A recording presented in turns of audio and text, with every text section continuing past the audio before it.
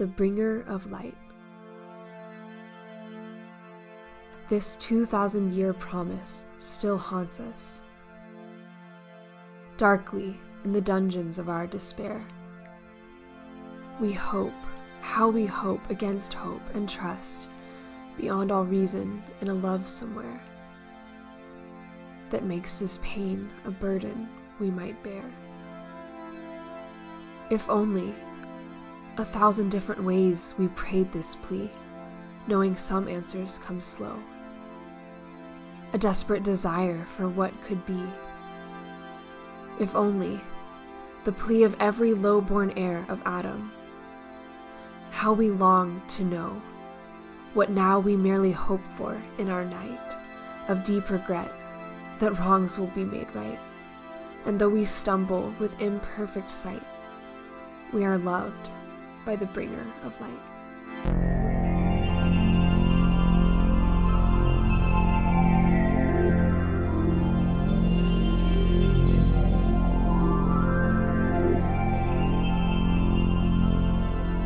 The light shines in the darkness, and the darkness has not overcome it. What does this mean for us? What does it mean to be loved by the bringer of light? The people walking in darkness have seen a great light.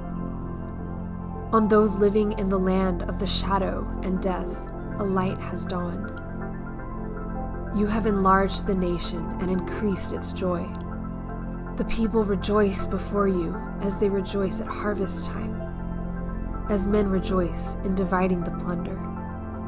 For as in the day of Midian, you have shattered the yoke of their burden, the bar across their shoulders, and the rod of their oppressor. For every trampling boot of battle, and every garment rolled in blood, will be burned as fuel for the fire. For unto us a child is born, unto us a son is given, and the government will be upon his shoulders. And he will be called Wonderful Counselor, Mighty God, Everlasting Father, Prince of Peace. Of the increase of his government and peace, there will be no end. He will reign on the throne of David and over his kingdom, to establish and sustain it with justice and righteousness from that time and forevermore. The zeal of the Lord of hosts will accomplish this. Jesus said, I am the light of the world.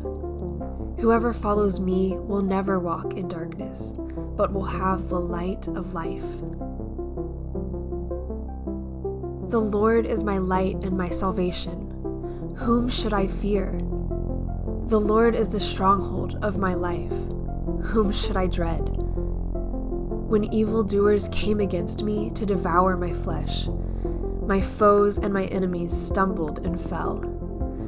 Though an army deploys against me, my heart will not be afraid. Though a war breaks out against me, I will still be confident. Even when I go through the darkest valley, I will fear no danger, for you are with me. You, Lord, keep my lamp burning. My God turns my darkness into light. This light that is offered to us in our darkness can be found through God's presence in His Word. Your Word is a lamp for my feet, a light on my path.